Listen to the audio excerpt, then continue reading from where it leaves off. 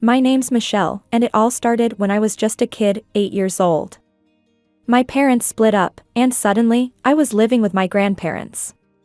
Dad moved to another state, called a few times, then poof, vanished completely after a couple of years. Mom married some loaded businessman and jetted off to Europe. I remember the day Mom left. She hugged me tight, tears in her eyes. "I'll visit, baby. I promise," she said. I believed her. Kids are stupid like that sometimes. For a while, she kept her word. She'd sweep in once a year, always on my birthday. No husband, no new baby. Yeah, I forgot to mention, Mom had another kid. A sister I'd never met. But Mom would show up, arms loaded with gifts, smelling of expensive perfume and full of stories about her fabulous new life. Life went on. I went to school, made some friends, tried to be normal. But there was always this hole, you know? This empty space where my parents should have been. Grandpa and Grandma did their best to fill it. Grandpa would take me fishing on weekends, teach me how to bait a hook and cast a line. Grandma was always in the kitchen, cooking up a storm. She'd let me help, teaching me her secret recipes. But when I turned 13, Grandpa got sick. Cancer, the doctors said. It was quick, brutal. One minute he was there, telling his corny jokes and showing me how to fix a leaky faucet. The next, he was gone. The funeral was small. Just me, Grandma, and a handful of neighbors. Mom couldn't make it. "Business emergency," she said over the phone. I wanted to scream at her, tell her that her own father was dead, for crying out loud. But I didn't. I just said, "Okay, Mom, I understand." When I turned 16, Mom's yearly visits suddenly stopped. No explanation, no apology, just radio silence. Our relationship dwindled down to occasional phone calls, usually initiated by me. Meanwhile, I threw myself into my studies. Graduated high school with decent grades, nothing spectacular but enough to get me into a local college. Those years flew by in a blur of classes, part-time jobs, and hanging out with friends. Before I knew it, I was tossing my cap in the air at graduation. After college, I landed a job at a local marketing firm. Nothing glamorous, but it paid the bills and gave me a sense of purpose. Life was okay. Not great, not terrible, just okay. I had my routine, my friends, my cozy little world in Grandma's house. But life, that sneaky bastard, had other plans. It started with Grandma forgetting things. Small stuff at first, where she put her glasses, what day it was. I brushed it off as old age. But then it got worse. She'd forget to turn off the stove, wander out of the house in her nightgown. The diagnosis came like a punch to the gut, Alzheimer's. I tried my best to take care of her, but it was hard. Watching the woman who raised me, who was my rock, slowly slip away, it was hell. The day she died, I was holding her hand. She looked at me, really looked at me, for the first time in months. "Michelle," she said, her voice barely a whisper, "I love you, sweetheart." And then she was gone. I called Mom, choking back tears. "Mom, Grandma's, she's gone." There was a long pause on the other end. "Oh, Michelle," she finally said, her voice oddly flat. "I'm so sorry. I can't get away right now. Work is just crazy. You understand, don't you?" So I planned the funeral alone. Picked out the casket, arranged the flowers, wrote the eulogy. The service was small, just like Grandpa's. As I watched them lower the casket, I felt more alone than ever. After the funeral, I went back to Grandma's house, my house now, I guess. It felt too big, too empty. But I couldn't bear the thought of leaving. This was my home, filled with memories of the two people who'd raised me. Life went on. I threw myself into work, trying to fill the void Grandma left behind. Months passed, then a year, then 2. Then, out of the blue, Mom called. "Michelle, darling," she chirped, sounding oddly cheerful. "I have wonderful news. Your sister's coming to America for college." Isn't that exciting? I blinked, caught off guard. Yeah. I guess. That's nice. Here's the thing, Mom continued, her voice taking on that syrupy sweet tone she used when she wanted something. She wants to go alone, but I'm worried about her. I was hoping she could stay with you. I felt my stomach drop. Mom, I don't think. Now, Michelle, she cut me off, her voice suddenly sharp. Let's not forget who that house really belongs to. I'm the direct heir, you know. I've been very generous letting you live there. The least you could do is look after your sister. I felt like I'd been slapped. But Grandma left the house to me, I said weakly. She wrote a will. Mom laughed, a cold sound that sent chills down my spine. Oh, sweetie. You don't understand how these things work.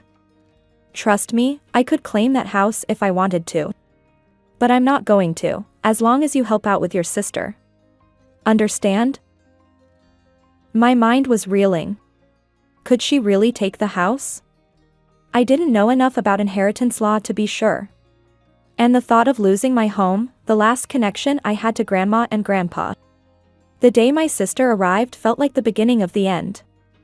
I stood at the airport, holding a sign with her name, Chloe, feeling like an idiot. I'd only seen her in Mom's Facebook photos, always dolled up and posing like a model.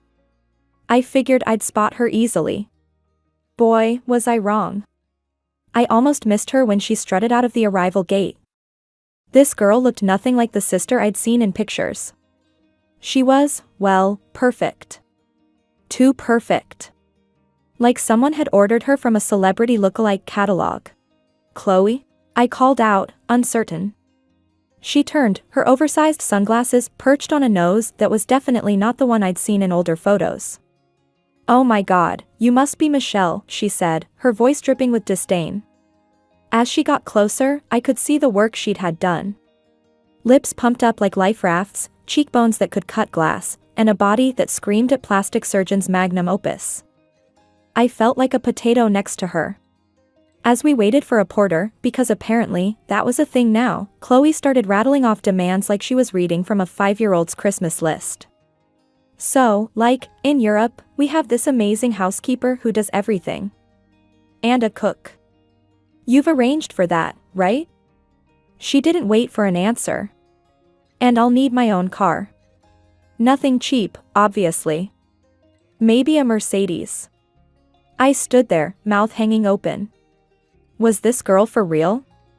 Chloe, I said, trying to keep my voice level, I work a regular job. I can't afford.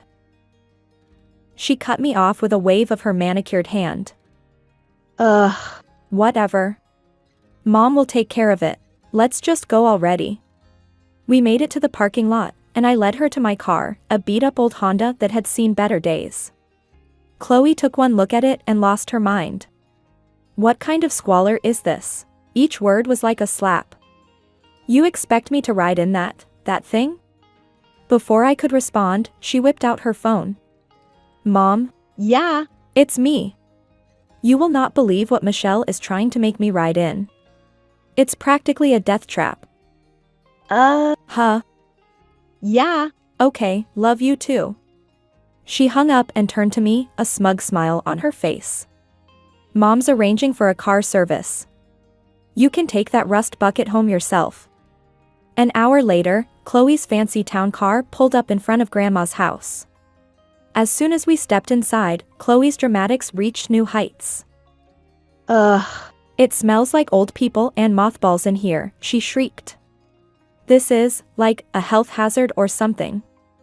We need to throw everything out and start over. I watched in horror as she stomped through the house, criticizing everything from the worn carpet to the family photos on the walls. When she reached my bedroom, she tossed her designer bag on the bed. This room's mine now. You can sleep, I don't know, wherever. The couch maybe?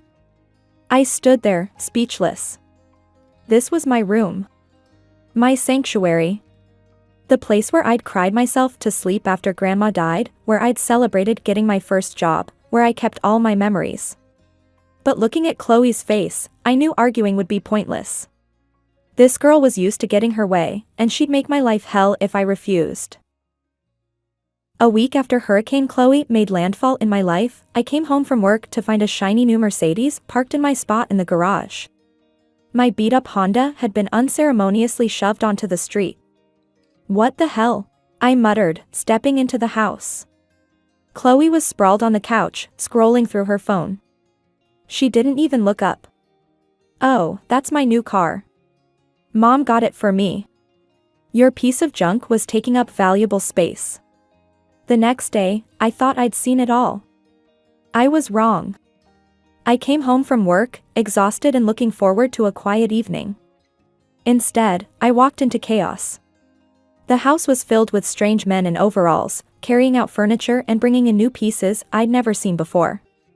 I found Chloe in the backyard, sipping a cocktail and supervising the mayhem like a pint-sized dictator. "Oh, you're home," she said, not bothering to look at me. "Don't worry, I've got everything under control. This dump needed a major overhaul." I told Mom it was unlivable, and she agreed. "You should be thanking me." I watched in horror as workers carried out Grandma's old rocking chair, the bookshelf Grandpa had built by hand, the coffee table where I'd done my homework for years. "Stop," I cried. "You can't throw those out." But it was too late. I could only watch helplessly as my memories were tossed into a dumpster. That night, I called Mom, tears streaming down my face. "How could you let her do this?" I sobbed. "This is my home." There was a long pause on the other end of the line. When Mom spoke, her voice was cold. "Let's get one thing straight. That house belongs to me. I'm the rightful heir, and I'm letting you live there out of the goodness of my heart. If you can't appreciate that, maybe we need to reconsider this arrangement." I felt like I'd been punched in the gut. You wouldn't. "Just be grateful and keep quiet," Mom snapped. "And for God's sake, try to be nicer to your sister. She's doing you a favor." The line went dead. I sat there, phone in hand, feeling like my whole world was crumbling around me. The renovation lasted 2 hellish weeks. I came home every day to find more of my life erased, replaced by Chloe's idea of fashion. The warm, cozy home I'd grown up in was transformed into something out of a sterile design magazine. When it was finally over, I stood in the living room, feeling like a stranger in my own house. The familiar floral wallpaper was gone, replaced by stark white paint. Grandma's comfy old sofa had been swapped for a sleek leather monstrosity that looked about as comfortable as sitting on a rock. The family photos that used to line the walls were nowhere to be seen. As I retreated to my new room, the smallest bedroom, since Chloe had claimed the master for herself, I couldn't shake the feeling that I was losing more than just furniture. I was losing my connection to Grandma and Grandpa, to the life I'd built here. Just when I thought things couldn't get any worse, Chloe decided to turn our house into party central. It started small, just a few friends over on a Friday night. But soon, it was like living in a nightclub that never closed. Every weekend, sometimes even on weeknights, the house would fill up with Chloe's college buddies. They were all cut from the same cloth as her, rich, entitled, and looking down their noses at everything and everyone they deemed beneath them. Which, apparently, included me. One night, I overheard Chloe talking to one of her friends in the kitchen. I wasn't eavesdropping, I swear. I was just trying to grab a quick snack before retreating to my room to escape the chaos. "Who's that?" I heard a girl ask. "She looks kinda old to be here." Chloe's laugh was like nails on a chalkboard. "Oh, that's just Michelle. She's like this distant cousin or something. Mom lets her work here as a maid." I slammed the fridge shut, not caring if they heard me. Tears stung my eyes as I stormed back to my room. How dare she? This was my house, damn it. The next morning, after Chloe had finally rolled out of bed around noon, I confronted her. "No more parties," I said, trying to keep my voice steady. "This has to stop. I'm tired of coming home to a house full of strangers. I'm tired of the noise, the mess, everything." She rolled her eyes. "God, you're such a buzzkill. No wonder you don't have any friends." This isn't about friends, I said. The neighbors are complaining. There are families with kids next door, elderly people who can't sleep because of your noise. Not my problem, Chloe shrugged. They should move if they can't handle a little fun. I was about to really let her have it when the doorbell rang. It was Mrs. Johnson from next door, looking tired and frustrated. Michelle, dear, she said, I hate to be a bother, but these parties, they're getting out of hand. Last night, someone threw up in my rose bushes. I felt my face burn with shame. I'm so sorry, Mrs. Johnson. It won't happen again. I promise. As soon as I closed the door, I turned to Chloe. That's it. No more parties. I mean it. The next day, I got a call from Mom. I should have known Chloe would go running to her. Michelle, Mom's voice was sharp. What's this I hear about you trying to control your sister? I took a deep breath. Mom, it's not like that. The parties are out of control. The neighbors are complaining. The neighbors? Mom cut me off. Who cares about the neighbors? Your sister is trying to make friends, to have a normal college experience. And you're trying to ruin it for her. But Mom. No buts, she snapped. I won't have you interfering with Chloe's studies or her social life. Do you understand me? I felt something snap inside me. All the frustration, all the anger I'd been holding back, it all came rushing out. No, Mom, I don't understand, I said, my voice shaking. I can't live like this anymore. Take your precious Chloe back to Europe if you want, but I'm done being her maid and punching bag. I hung up before she could respond, my heart pounding. I'd done it. I'd finally stood up for myself. Just when I thought I'd finally taken a stand, life threw me another curveball. A week after my ultimatum to Mom, she showed up on my doorstep unannounced. She looked different, tired, worn down in a way I'd never seen before. Michelle, she said, her voice quivering. We need to talk. I let her in, my mind racing. Was she here to take the house? To drag Chloe back to Europe? Instead, she dropped a bombshell that left me reeling. I'm sick, Michelle, she said, tears welling up in her eyes. The doctors, they don't think I have much time left. I felt like the floor had dropped out from under me. What? Mom, what are you talking about? She went on to explain about some rare disease, using medical terms I didn't understand. But the gist was clear, Mom was dying. That's why I need you, sweetheart, she said, gripping my hand. Chloe, she's going to need someone when I'm gone. Someone to guide her, to be there for her.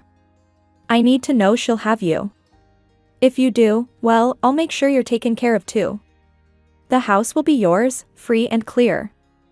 I blinked. But, the house is already mine. Grandma's will. Mom waved her hand dismissively. As Grandma's daughter, I'm the primary heir. I could claim at least half the house if I wanted to. My head was spinning. I need time to think, I stammered. Mom nodded, wiping away a tear. Of course, dear. I'll be here for a couple of days. We can talk more. Those 2 days were surreal. Mom fawned over the renovations Chloe had done, praising her exquisite taste at every turn. I was silent, afraid to say something rude about it. But the weirdest part was Chloe's behavior. It was like someone had flipped a switch.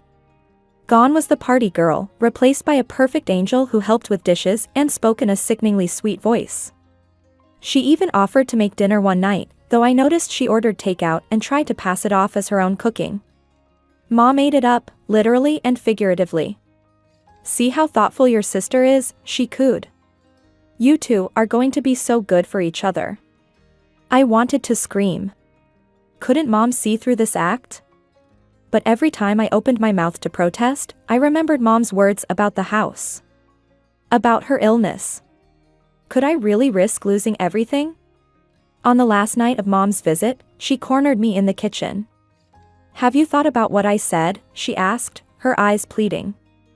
I took a deep breath. Yes, I said finally. I'll try for you. Mom's face lit up. She pulled me into a hug, something she hadn't done in years. Thank you, sweetheart. You don't know what this means to me. I can go back to Europe knowing Chloe will be in good hands. The ink had barely dried on Mom's departure when Hurricane Chloe made her grand return. The following week, I got off work early and headed home, looking forward to a quiet evening. As soon as I turned onto our street, I knew something was wrong.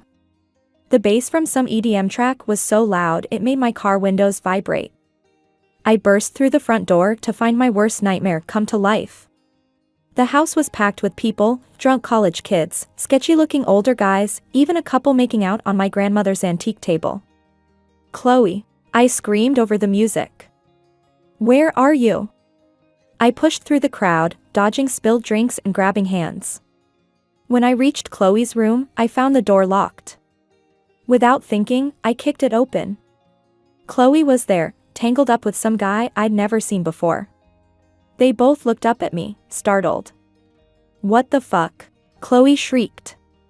Get out. Something in me snapped. All the frustration, all the anger I'd been bottling up for months came pouring out. No, you get out, I roared. All of you. This party is over. I stormed through the house, turning off the music and shouting at people to leave. When they didn't move fast enough, I grabbed the phone. I'm calling the cops, I yelled. Anyone still here in 5 minutes is getting arrested. That got them moving. The house emptied in record time, leaving behind a mess that made my stomach turn. Chloe emerged from her room, her face twisted with rage. What the hell is wrong with you? She spat. You're just jealous because I know how to have fun. Well, guess what? I got kicked out of college, so now I can party whenever I want. And there's nothing you can do about it. Something inside me broke. Without thinking, I grabbed her arm and dragged her to the front door. Oh. Yeah. Watch me. I shoved her outside, then ran back to her room. I grabbed armfuls of her designer clothes and threw them out onto the lawn. You want to party? Go party somewhere else. I screamed, my voice hoarse. By now, neighbors had gathered, drawn by the commotion. I could hear Mrs. Johnson's voice, saying something about how it was about time I stood up for myself. But I didn't care about the audience. I was beyond caring about anything. I was still sitting on the floor, my back against the front door, when my phone rang. Mom's name flashed on the screen. I took a deep breath and answered, bracing myself for the storm. How dare you? Mom's voice crackled through the speaker, shrill with anger. Chloe just called me in tears. You ungrateful little reptile, after everything I've done for you. I cut her off with a laugh. A real, genuine laugh that bubbled up from somewhere deep inside me. Everything you've done for me? I said, my voice surprisingly steady. That's rich, Mom. Really rich. Don't you take that tone with me, young lady, Mom snarled. I'll remind you that I'm the rightful heir to that house. I can take it away from you with a snap of my fingers. I felt a smile spread across my face. No, Mom, you can't. I talked to a lawyer yesterday, Grandma's will is ironclad. She left everything to me. Not you, not Chloe. Me. And there's nothing you can do about it. I heard Mom take a shaky breath. When she spoke again, her tone had changed completely. Now, Michelle, let's not be hasty. I'm sure we can work something out. If you take Chloe back, I'll make it worth your while. I have property in Europe, a villa by the sea, a vineyard. It could all be yours. I thought about it for a moment. A villa by the sea did sound nice. But then I remembered the peace I'd felt in the moments after I'd kicked Chloe out. The relief of finally standing up for myself. No villa was worth giving that up. Thanks, but no thanks, I said firmly. Grandma left me her savings. It's more than enough for me to live comfortably. I don't need or want anything from you. I hung up and immediately blocked both her number and Chloe's. As I sat there in the quiet house, I felt a weight lift off my shoulders. For the first time in years, maybe for the first time ever, I was truly free. The next few weeks were a whirlwind of activity. I threw myself into cleaning up the mess Chloe had left behind, both literally and figuratively. I repainted walls, scrubbed floors, and slowly began to reclaim my space. One day, as I was chatting with Mrs. Johnson over the fence, she mentioned something that made my heart skip a beat. "You know," she said casually, "I saw some furniture at the flea market last week that looked just like your grandmother's old pieces. It was a shame to see it there, but I figured you must have sold it during the renovation." I thanked her and raced to my car. An hour later, I was wandering through the flea market, my heart pounding. And there they were, the grandma's old rocking chair, the bookshelf Grandpa had built, even the coffee table where I'd done my homework for years. I bought them all back for a fraction of what they were worth to me. The vendor looked at me strangely as I hugged the rocking chair, tears in my eyes, but I didn't care. Over the next few days, I transformed one of the spare bedrooms into a replica of Grandma's old living room. As I arranged the familiar furniture, hung the old family photos back on the walls, I felt like I was rebuilding more than just a room.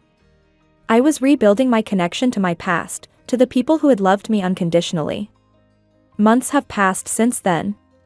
The house is quiet now, peaceful. Sometimes, when I sit in Grandma's rocking chair, reading a book or just enjoying the silence, I think about everything that's happened. About Mom and Chloe and the life I thought I wanted. I won't pretend it doesn't hurt sometimes, knowing I've cut ties with the only family I had left. But then I look around at the home I've reclaimed, at the life I've built for myself, and I know I made the right choice.